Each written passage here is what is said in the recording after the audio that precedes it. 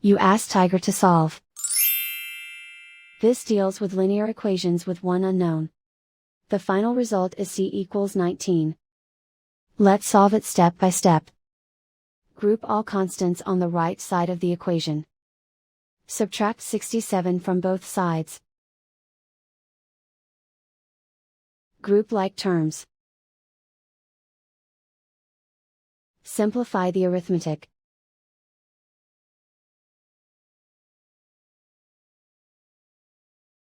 Isolate the c. Divide both sides by -5. Cancel out the negatives. Simplify the fraction.